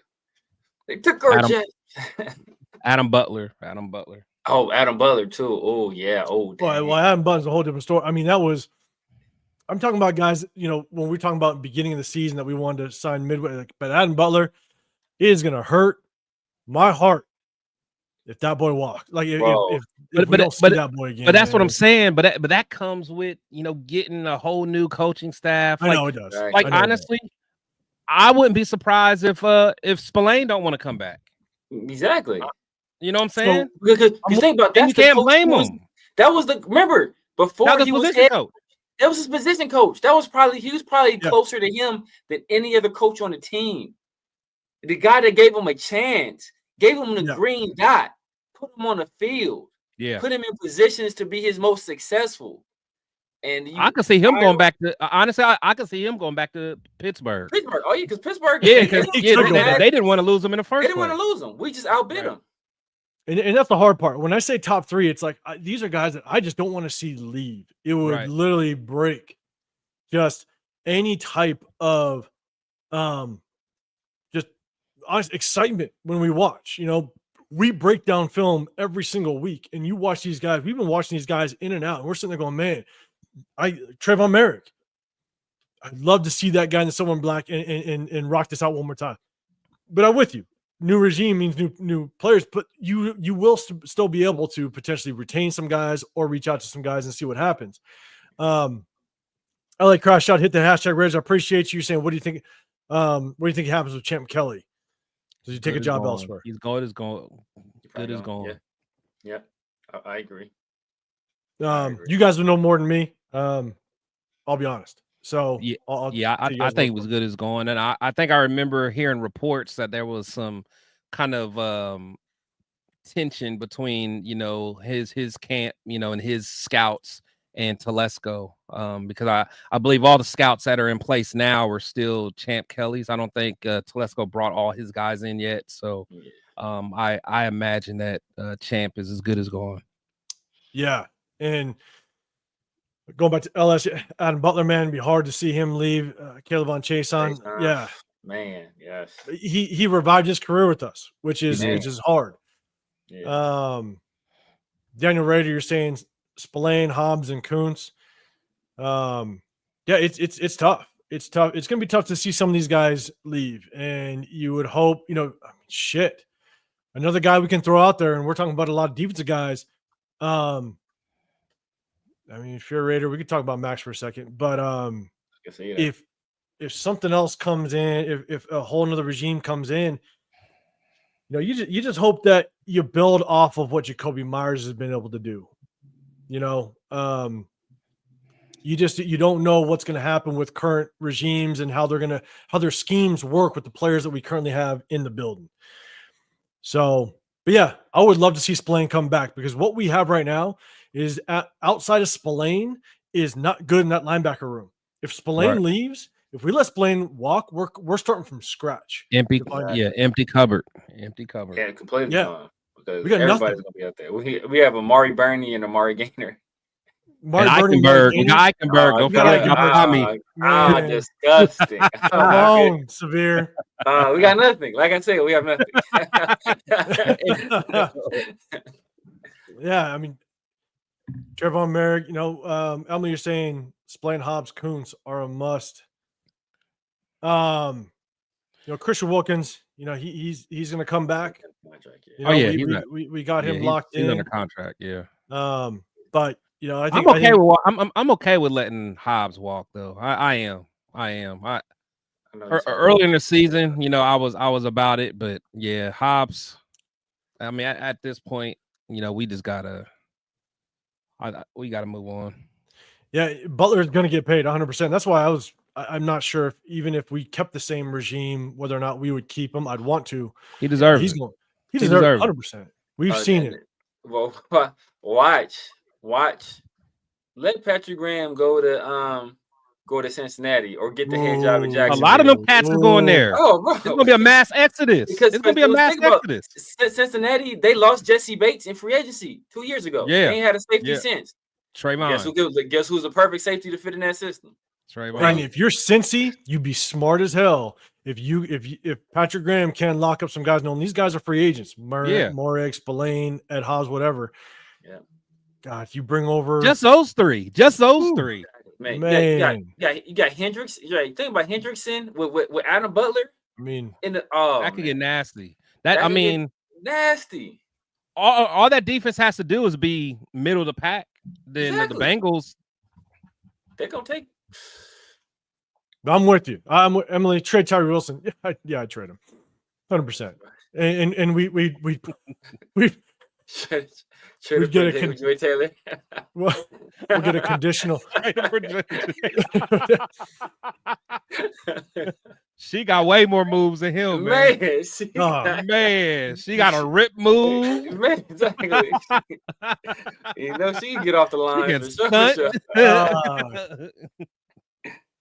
Man. Little encroachment.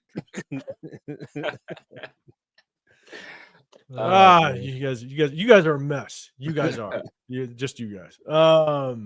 Yes, Tyree Wilson. We'll probably get like a conditional 7th for him. That's what we'll get. But yeah, Spillane, best linebacker since Kurt Morrison. Man, it's been a while. It's been a while since we solid. Kurt Morrison was a bad man. 52. He was, man. Him and Thomas Howard, man. Those my guys. Yeah. In a law firm. Kurt was a Raider. That's what made it so cold. Kurt was a Raider. His pops will be in the stand. Yeah. I'm with you. Man. So look, guys, that's it. The last thing that we will talk about. Last thing we'll touch on it again. We're gonna hit you guys the rest of the offseason is Max has no more guaranteed money. In your guys' opinion, what do you think Max's just kind of state of mind is? I know it's all speculation. I know he went on kind of that one interview that he had recently, and basically his tone seemed very different. He was pounding the table. He was an advocate for Antonio Pierce, but then his response in that interview was, that's not my situation. Yeah. I'm going to do me. I'm going to make sure I take care of me. I make sure that, I perform and I do right by my teammates.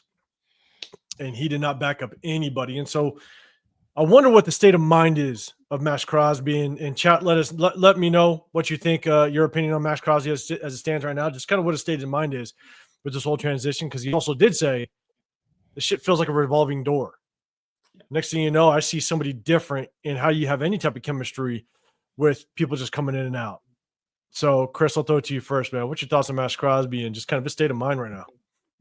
I'm worried about Max. I'm worried about him. I think, of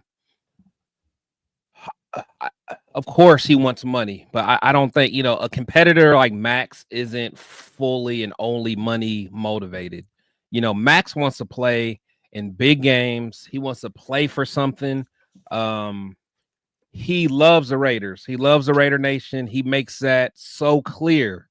But everyone only has so much before they're just like, come on, man, something's got to give. And again, whenever I talk about this, I always bring up Myles Garrett. He's at the same point with Cleveland. He's at the point where he's kind of giving them an ultimatum, like, guys, I can't keep doing this. I want to play. I don't want to be rebuilding every year. So someone like Max, man, I could see him, thinking about other options or seeing what kind of leverage he may or may not have. If he does that, the Raider Nation is going to turn their back on him quickly. But I could see Max kind of thinking about some other options. The only way that maybe we can retain him is if maybe we just give him just some money where it's like it's so crazy where it's like he don't even think about it, or whoever the defensive coordinator is brings back Rob Marinelli because that's his guy. He loves some Marinelli, but besides that, man, I don't know, man. Max is, you could tell he always has good relationships with his D-line coach. You could tell he likes Leonard. He really loved Marinelli. I think he loved Buckner, and he's tired of always having to keep starting over. So it's not a good look, man. It's not a good look. Well, you're right, man. We will let him know if the next coach sucks. Raider Nation, yeah. We'll let you know what our true feelings are, 100%. And that's what you'll get on. Hey, when you come rock with us, that's what you'll get. Like, we don't sugarcoat anything. We'll let you know if we got good feelings or bad, but we'll also, ride with you guys in the comment section, because definitely you guys know what you're talking about as well. We ride with you guys. Severe, your thoughts on Max, man, and just his mindset right now. Yeah, man. I feel for Max, man, just to put in the kind of time and effort he does put into this, and then just watch your football career just crumble around you. Yeah. Just constant change, constant losing. Like as soon as you get an attack, this is the second time this happened to him, right? Third time if you count Marinelli. As soon as he gets a relationship with somebody and builds that close bond with them, they're gone. Rob Marinelli, gone. Rich Bisaccia, gone. Antonio Pierce, gone. Likely Robbie Leonard, gone. PG, he was tight with PG. Yeah. Who spends a lot of time in the D-line room, gone. It's like every time Butner, he like Butner, he like all them guys. Yeah. Oh yeah, and Buckner was a dog too when he was here. Was a dog. But we brought in Rob Marinelli, so I can understand that. But every time he builds these relationships with these people, they're gone. So so it's not like it would be understandable if it was at the expense of winning. But these guys ain't winning. Right. They're not winning. So, like you said, man, at this point, he's not the kind of guy to just go through the motions. Because a lot of people would just shut down. Just like, yo, know what? They get on a Chris / Marshawn Lynch. I'm just here so I don't get fined. I'm here. I'm punching that. I'm punching that clock. Hey, y'all need me at the OTAs. Hey, I ain't showing. If it's mandatory minicamp, I'll be there. These other offseason activities that's voluntary.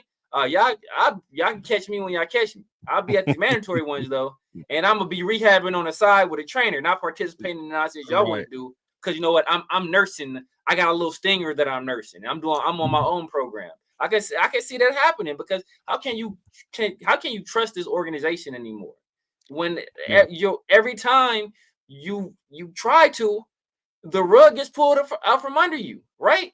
Every It's time. only so many times that this can happen before you throw your hands up and be like, you know what? I'm cool. I'm good. I gave it a good old college try. I gave my best, and you get me out of here. And you know what? Well, who's to say that the next coach doesn't say we want to strip this thing down to the studs, get rid of everybody, get draft capital, get rid of everybody. So I don't want any holdovers. I want all y'all gone. LS, you're saying seriously, if we lose Butler and Kuntz, I can see Max wanting out. I mean, if you see your edge interior room just depleted and you're just seeing guys walk out the building, I mean, it's deflating. You know, us people that have played years of sports, you create a camaraderie. I know at the NFL level, look, it's all about money for the most part. Don't get me wrong. Okay. Money plays a massive role, but with Max Crosby and him and just having the passion that he does for the Raiders, he's going to get his money wherever he goes. So money's not a question. When you start to see your boys walk and you're like, oh shit, guys are moving, you know, like it just gives you a whole different feeling in the room. And that feeling ain't good when you see your boys walk. So I'm with you, LS, 100%. And remember that, like, and I know y'all are always tired of me going back to Josh Jacobs, but remember the reports on, the whole Jacobs thing. But, he was outside in the car with Max, when they were like waiting for the deadline to get a contract together. Max was there waiting with Jacobs, man. And, that probably killed Max to have to sit there, his boy, wanted to make something work. And, that's what I'm saying, man. These guys build a relationship. I know we always say it's business, but, Severe knocked it out the park, man. These guys got relationships. If you listen to a lot of retired players and ask them, like, what do they miss about the game? A lot of it's like, man, I miss just that camaraderie with the guys, with the boys, with the brothers. Yeah, being in the locker room with the brothers. That's what they say. So, yeah, man, I don't know, man. I'm very concerned about Max. Yeah, I'm with you, man. Edgar Bonilla, I appreciate the super chat, man. Appreciate coming to. We're gonna probably end it with this last question. We've been on for a little bit. Obviously, huge news. You know what I'm saying? Definitely want to respect my guys' times. Would you trade Max for legit franchise quarterback? It's realistic now. I'll say just this. Prior to all this going on, I think Max was untouchable. Yeah. Now, yeah, I think anything's on the table, unfortunately. Yep. You know what I'm saying? Because this isn't like Severe, like you said way back in the day. Players were dedicated to their organizations, right? And organizations also dedicated to their players. I mean, that was it, right? Nowadays, it's a business. Everything's a business. And unfortunately, it's tough because I think everything's on the table right now. So again, Edgar, I appreciate the super chat. Severe, I'll throw it to you first. One, is Max on the table? And two, I mean, shit, you trade Max and you get an additional first round, maybe 2 first rounds, maybe a first round, a second round. I mean, that's enticing in just the situation that we sit. What's your thoughts? So is Max on the table? I think it all depends on who we bring in as head coach. I think it all depends on who we bring in. And I think I think we will start to learn a lot recently. If we're truly in a teardown, which I believe is a very strong possibility that we're in. Now that Tom Telesco and Tom Brady, Tom squared, now that they're running things, I think it's very strong possibility that we, like I said, we strip this thing down to the studs and we start all over, which is kind of something we've been needing to do for a while. Ideally, you keep a guy like Max because he is a franchise player on the defensive side. But you're asking me, would I trade Max Crosby for like a for sure franchise quarterback? A for sure. Hell, are you crazy? Hell yeah. Myles Garrett is far and away the best defensive player in the NFL. Okay, I know we all love Max. I love Max too. He's not better than Myles Garrett. He's not better than Myles Garrett. Myles Garrett is the best Myles Garrett is better pass rusher. He plays the run. Damn near as good as Max Crosby as well. The physical freak of nature.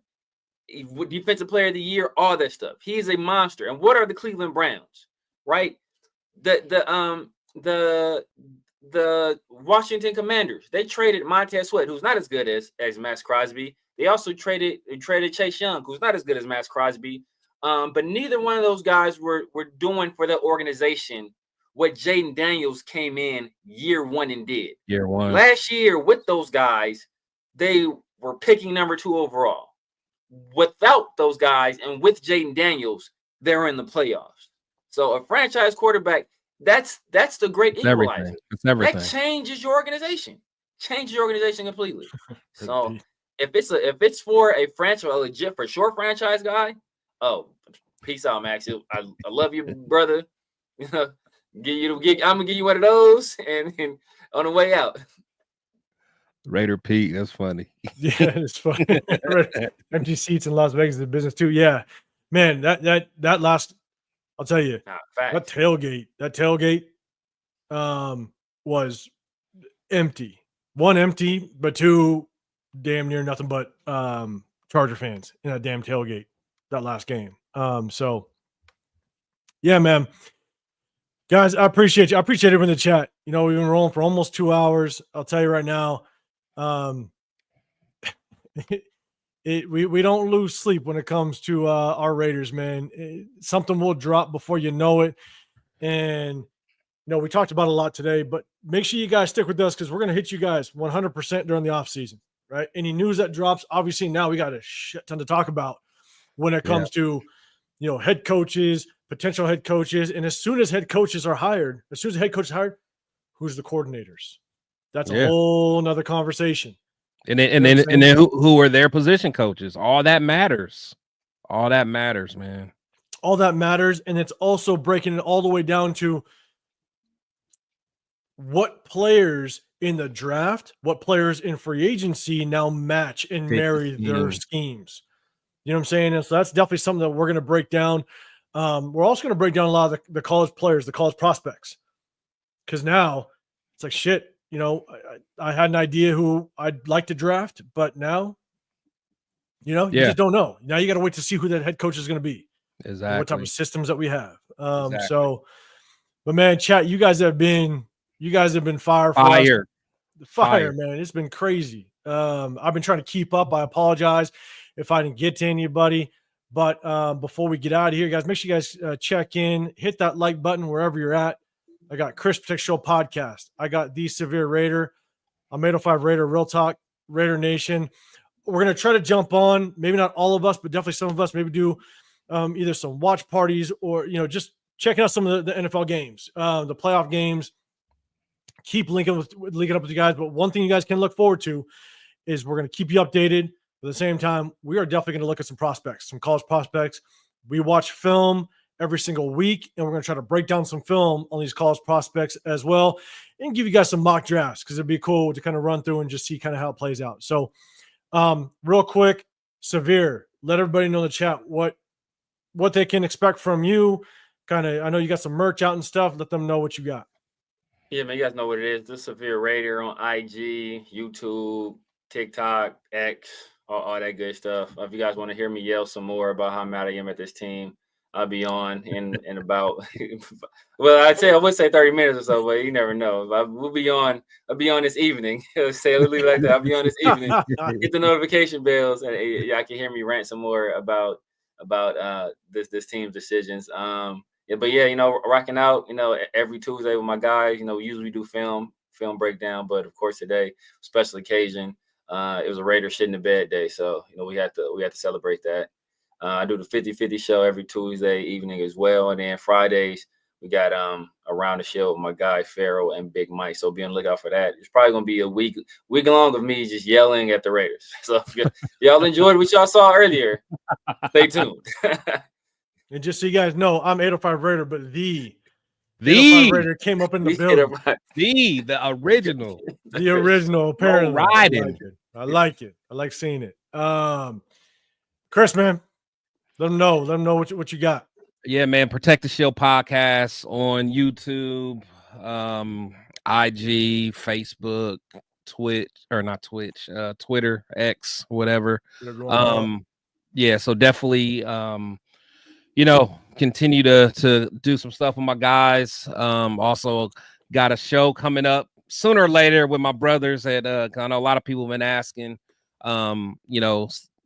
show with my brothers, the Raider Syndicate, where we're gonna be locking in for a show here soon, man. But I gotta have my mind right when I'm on that show with Turf and L, man. With them boys. And I'm telling you, man, I've been trying to turn a new leaf, man, and all that. I love them brothers. Them my brothers right there. But I gotta need some of these. Yeah. So I'm trying not to drink and all that stuff. Turf make me want to drink. So and then the bottle will look like this. That's what it's gonna take a lot more than that G2, brother.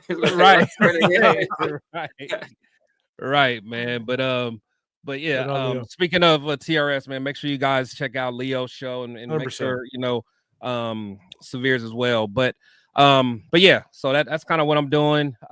Plus everybody that's over there on Twitter right now, I see we got quite a few that's here from mine. If you guys don't mind, man, take a second, hop over to YouTube, just at least subscribe to me and hit the like button. And also to my brothers, man, to 805. God, truly respect, man. He's killing the game. And Severe, man. We want to get Severe to his 1,000 subscribers, man, because he brings out fire. And what you guys saw today, these fire takes he had today, this is what he does on the daily. I mean, whether it's our group chat or whatever, behind the scenes, this is what he does, man. So he's definitely next up. So make sure you guys subscribe to all of us, man, and hit the notification bell, man. Absolutely, man. At the same time, no, fuck G's, yes. I'm thinking about doing maybe Thursday. I think what is it, Penn State? This Thursday, because I'm a big Drew Aller guy, man. I want to see what's going on there. So yeah, I might do a little bit of a watch party there. But make sure you hit that notification bell on all the channels. Hit the notification bell so you know when we do go live, when we hit you guys. And yes, right away. Time to hit that Costco run for the Tito's. You do your thing. Make sure you make it right. And so I appreciate you, D805. Appreciate you guys.